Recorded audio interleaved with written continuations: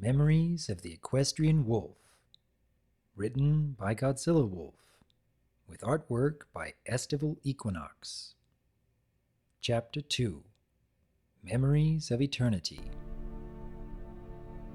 Even if my memories were completely clear, I do not think I could adequately describe that place. It was massive. I felt so tiny just standing in front of it. And that was before we entered. Master spent days searching the library to find a way inside. Even now, I can't say for sure how Master and I entered, only that it was not how I would someday leave. I had never seen Master more excited than in that moment. Not when I'd first understood his words, not when I'd first spoken. Never before nor after had I seen him so elated as when we finally stepped hoof and paw in that place. Within its walls, the library was even more massive. No, not massive. Eternal, limitless, endless halls of bookshelves. You could begin walking in one direction, and it would take days to reach the end of a single shelf.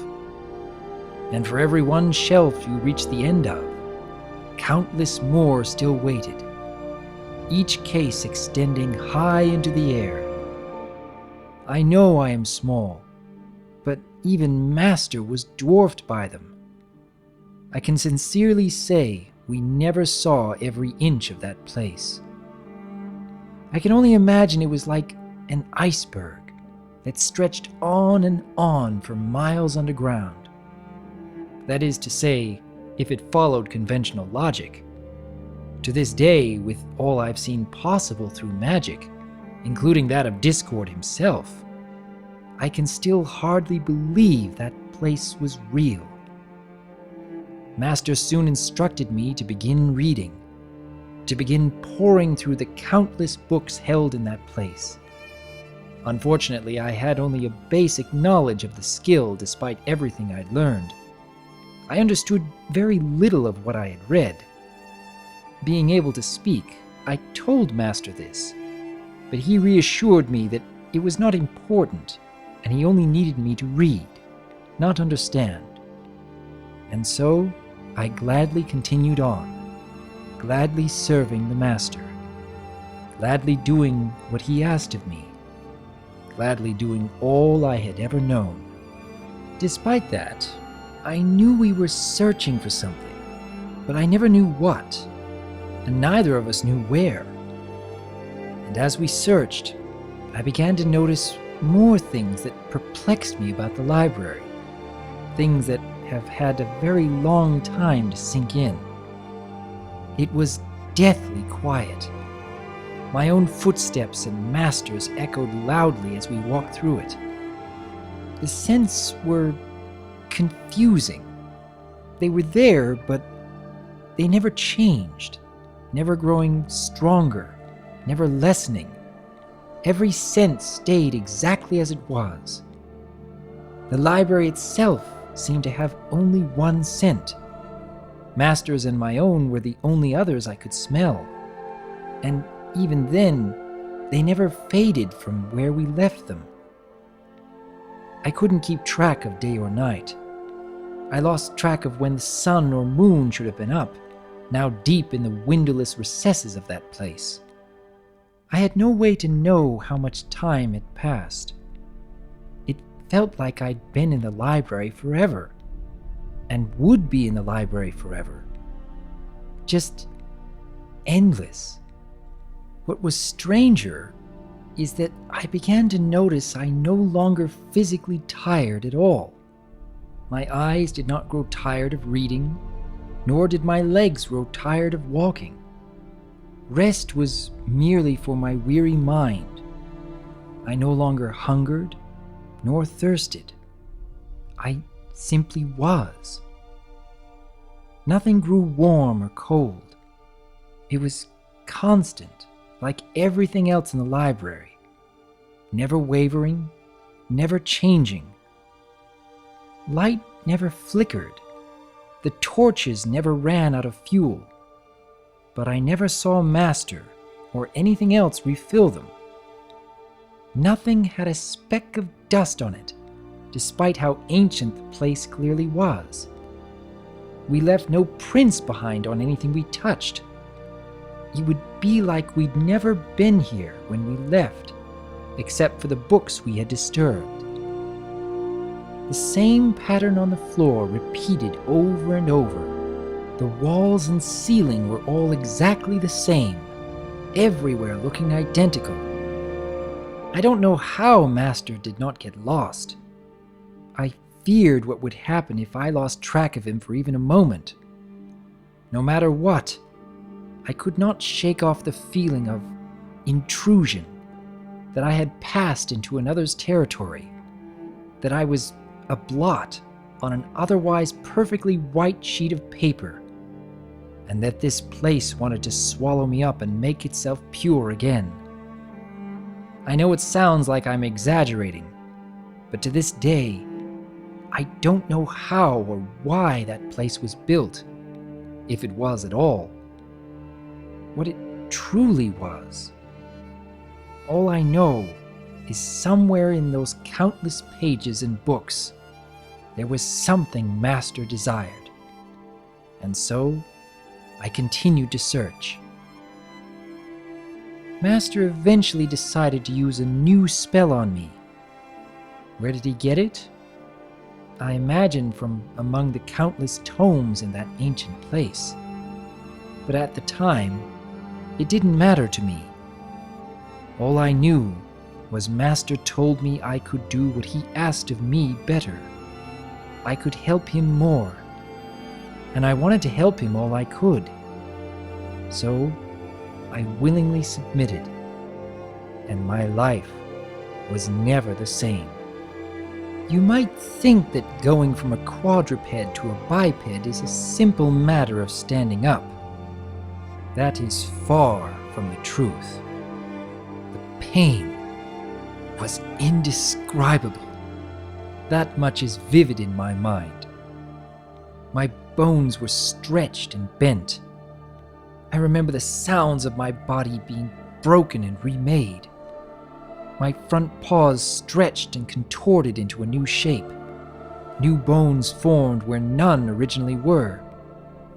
My hips and the joints they were connected to twisted and changed into a new form completely.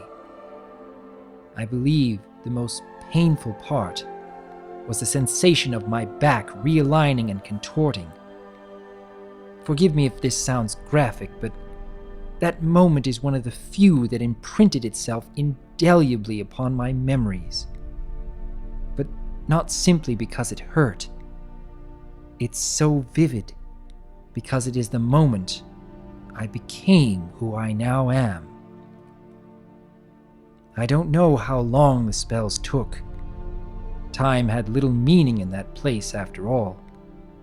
Perhaps it took place over several sessions, and my mind simply chose to forget the agony between them. But after the process was done, my body was in such pain that it was a long time before I could even so much as move. Master continued his own search while I recovered. But eventually I did regain enough of my strength to return to our search. But not as I was. I began as a simple wolf. I ended as what you see before you now, standing on two legs, front paws now capable of grabbing and holding, of manipulating my surroundings. And that was simply the changes on the surface. My vocal cords had been altered as well to better speak pony tongue. I saw colors that I had never seen before in my life. The way I saw the world was never the same. The way I moved was never the same. The way I was. But you know one thing? While I admit the experience is one I do not wish to undergo again, and would certainly not wish upon anyone else, I would never ask to have the gifts it gave me taken away. The ability to speak, the ability to do more than pick up things in my mouth, the ability to interact, this mind that I have, the ability to see the full spectrum of colors. Before, all I saw looking at a rose was dark gray thing that smells nice. Now I see a beautiful red flower that has inspired entire poems. That is how my entire worldview has changed. Speaking of things that had changed, Master also began to change. He began to lose that excitement and joy he'd had when we'd uncovered that place. He began to look empty. He was upset, but something just seemed to dull in him. That was the only way my mind could process it at the time. But looking back at it with the knowledge I have now, I'd go so far as to say Master had begun to show symptoms of mental illness, depression, losing hope. Then again, applying psychoanalytic theory to foggy, uncertain memories has its limits, so there's no way to know. He began to spend more and more time in the deeper parts of the library, away from me. But he always found his way back, and when he did, he used some sort of new spell on me. I honestly and sincerely don't know what it was or what it did. Master said it was important and a check on my progress, but that was all. I remember a vague image of seeing my own memories flickering in his eyes as it happened, but I don't know if that was real or simply a dream. But the more of those trips Master took, the more I felt like I needed to follow him, like there was something very, very wrong. Dogs and wolves have a keen sense for that sort of thing. But he would not have it, and every time I attempted it, he shooed me back to my post. I have a vivid image of him kicking me back and yelling at me to stay put with wild eyes. No context, no words, just that image engraved in my mind. So I kept reading. I kept letting him use that odd spell on me. I kept working for him, doing all I could to help. And it honestly felt good to know I was helping. I began to realize that as my understanding increased, that I felt great joy whenever he approved of the aid I'd given him. Then one day, him stumbling back, using the spell again, not saying a word to me, but mumbling a million things to himself, his twitching eyes darting at the books wildly, and his mane disheveled, ripping them out of their shelves as he passed and scanning them before him, before vanishing again into the darkness. I remember that. I remember that one moment vividly. Time went on. Book after book passed through my paws. So much information I could never genuinely understand. Only file it away in hopes Master might someday come and find what he was looking for among it. But he never did. More and more time passed, longer and longer without him. I even began to turn away from my duties some to search for him, to try and follow his scent. But his scent was everywhere, and in that place, no stronger in one spot than any other. I kept on going, reading those books every moment, hoping I would find what Master was looking for, but never finding him, never seeing one trace of him again. Sorry, this memory, It's very painful for me. Master had been all the family I had ever known for most of my life. My savior, my companion, the only living creature besides myself I had any sort of connection to. I guess in a sense, you could even call him my father. While I'd make more friends and connections someday, at the time, I felt like I'd lost a part of me. I felt so alone. I've never felt that alone before or since, and I sincerely never want to. And all I could do was keep going with what he had told me to do. Keep reading, keep searching for something. I didn't even know what it was, but I didn't care. I felt like that goal was the only thing I had left in the world, the only reason to not lay down and let the library consume me, the only hope I had left. That, and the hope that someday he'd come back and be proud of me, that someday I could help him once again. And so it continued. It was like that for so long that I can't even begin to imagine. Alone, searching through endless tomes in that isolated place. Most creatures only read roughly 800 books in their lifetime. If I had to guess, I think I've read hundreds of thousands, if not millions. Up until now, all my memories have been foggy and unclear, as they took place so long ago when my mind was still forming.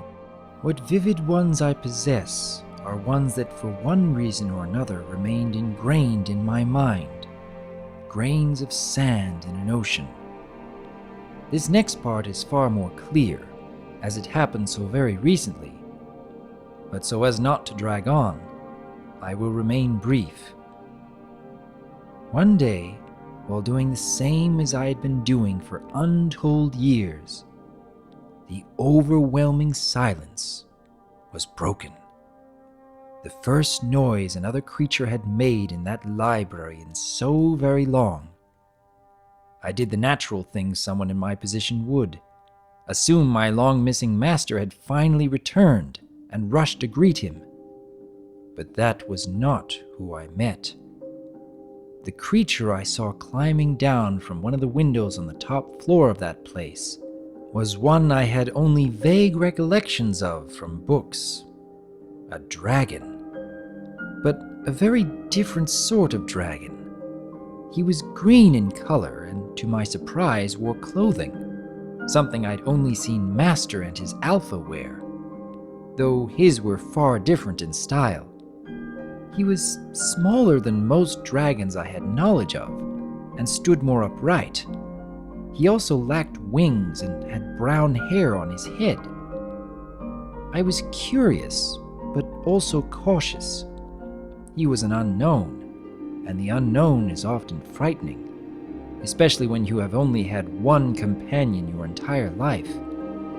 But one companion was far more tempting to a lonely creature than none.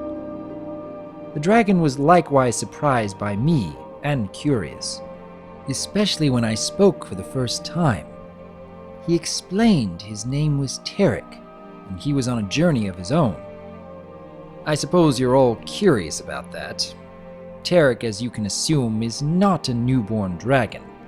He is 600 years old. His journey was one of atonement. At some point in his youth, an accident claimed the lives of a number of young hatchlings. As a result, he had quite the soft spot for children, something my nieces nowadays can attest to. While Tarek never said one way or the other, I suspect my childlike state of being when he found me could have influenced his compassion towards me.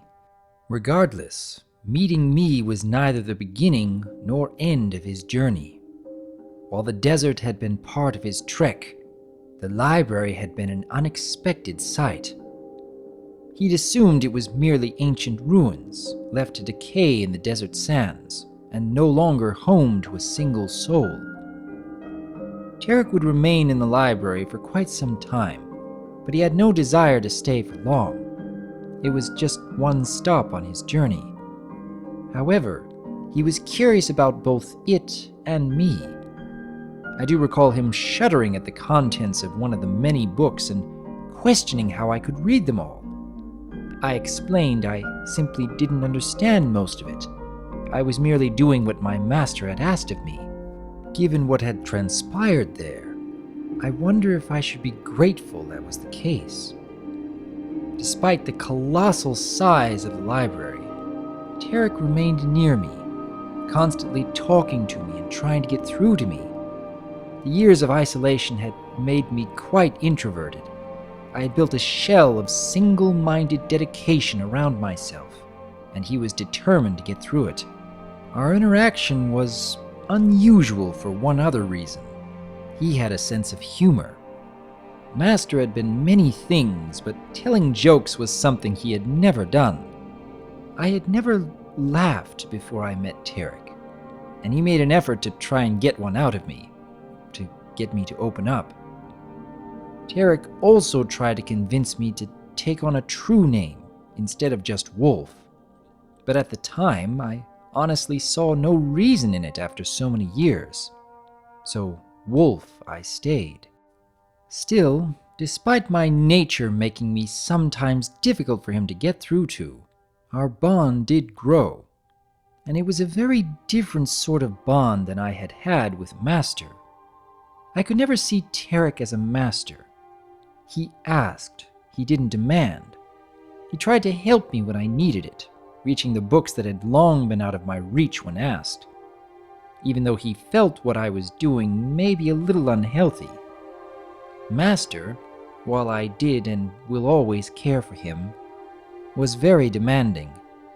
Tarek was simply trying to help me during his stay there, and of course, any companionship was welcome in my solitude, though I was still always looking out for Master's return. However, that stay eventually did have to end. But Tarek didn't want to leave me there. He didn't wish to leave me searching that library for all eternity. Naturally, at first I didn't wish to leave. It was all I had known for so many long years. And I still hung on to the hope that Master was still in there somewhere, and I was terrified of leaving the only world I had ever really known. But after much conversation, Tarek finally convinced me of something that I consider the most painful truth I have ever had to face. That Master was gone and was never coming back. After waiting for so many years, searching so hard, there simply weren't any other options but that. Master had needed me.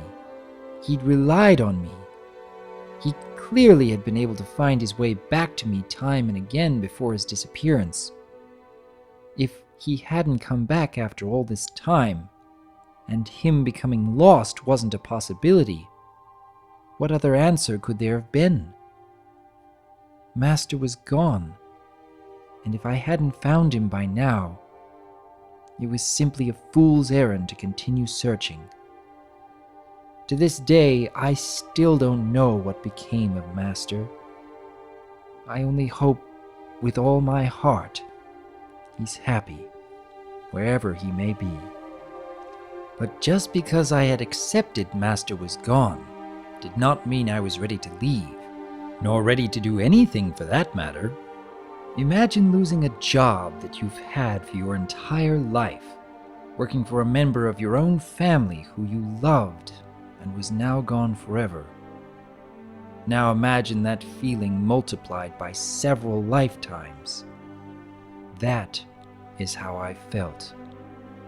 I just didn't know what else I could do. I felt broken, like the world had ended for me. My purpose in life suddenly gone. What was the purpose of searching the library for knowledge when Master was never returning to claim it? But how could I leave the only place where I had felt a purpose? What would my life mean when the only purpose I had ever known now lay in ruins? But Tarek had no intention of leaving me a broken wreck.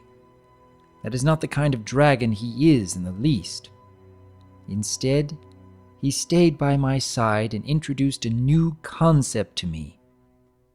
The idea that who I was and what I could do with my life was something I could decide for myself. That we should all seek our own purpose in life and make our own fate. That we make our own identities. That in the world outside those walls, everyone had the right to choose their future, and did. For that, I am eternally grateful to Tarek. While Master had taught me understanding, Tarek taught me choice. And this concept was such an alien one, the idea of free will. Yes, I'd long since been capable of thinking beyond my instincts, but for the first time, I was being asked to think outside of Master's suggestions and ideas, to form my own rather than take in what others had shown me. With all this in mind, there still was the question of whether I should go with Tarek or remain in the only place I had ever known. And Tarek made it clear that was my first exercise of my free will, and only I could make that decision. On one paw, the outside world terrified me for the same reasons leaving Master's den had so long ago. On the other, I knew without Master, the library held nothing for me. In the end, I decided to leave that ancient place, returning it to the quiet endlessness Master and I had found it in. The last thing I did before departing was write a note, thanking Master for all he'd done for me, and saying my goodbyes, leaving it there. It wasn't a matter of hoping Master would find it. It was more the principle of it. Whether he would ever find it or not, I knew in my heart I had to put those words down. Since then, I've learned more about why. It was the same principle as writing down words or thoughts and then ripping the paper up to get them off your chest. Saying my final goodbyes, even in the form of a letter that may never be found, was my way of finding closure so I could move on. I remember the first steps I had taken outside the library in what seemed like a lifetime. The sun was blinding, but the warmth, the heat, those were things I admit I had missed during my long solitude. Tarek had to guide me for some of the early steps of that journey while my eyes readjusted to the bright light of day I'd not seen for countless years. But light was not the only thing I had to get used to again. As you can probably guess, I did not instantly age to a skeleton the moment my paws exited that place, but its power did wane rather quickly. I didn't notice it for several days, but I began to feel hungry and tired again. I began to thirst. I began to feel all the things a normal creature would. And with the return of those needs came unexpected complications. Tarek shared what food he had brought, but dragons don't need to eat as often as ponies or wolves do. So finding food in the desert, while incredibly difficult, was now a necessity Tarek had not planned for. Water was another rarity, and we were frequently without it. Any sources very few and very far between. And then there was the heat. When I had come to the library, Master's magic had protected me the entire trip. Tarek, while more than capable of surviving the heat himself, had no such ability to protect me. While I retained the same determination that had kept me at Master's side, now directed towards getting out of the desert safely with Tarek, my body was not as strong. It was miles and miles of burning sand and scorching heat. The cold nights were easier, but now I grew tired and needed rest. And Tarek, while more durable than I, still needed breaks himself. Of course, Tarek, like any good-hearted being, wasn't about to let the creature he'd drawn into this journey perish because of it. He did everything he could to ensure I'd stay alive, from keeping me in his shadow to try and keep me cool, to makeshift sun hats and clothing for me. He did everything on hand to try and preserve my life. I was taken aback by this, unused to seeing another inconvenience themselves for me, and not the other way around. It reminded me of how I tried to help the Master whenever I could. It made me realize that now I had no one to direct my help and aid towards. But even with Tarek's help, the elements and lack of provisions gradually took their toll on me. I became very, very ill towards the end of our journey out of the desert. My head hurt constantly. I felt weak and dizzy. My stomach churned. Tarek said they were signs that I was in grave danger, and made certain to try and keep me cool if at all possible. But my condition continued to worsen. I became very confused and disoriented to the point I couldn't walk, and Tarek needed to carry me.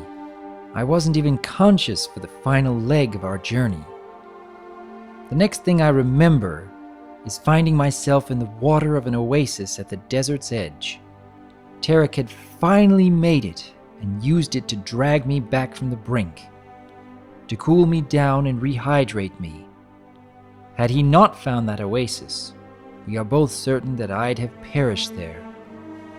While it had come very close to being the end for me, I had finally made it out. And I know for certain I could not have done so if Tarek had not been by my side. Tarek did apologize for what he perceived as short-sightedness on his part.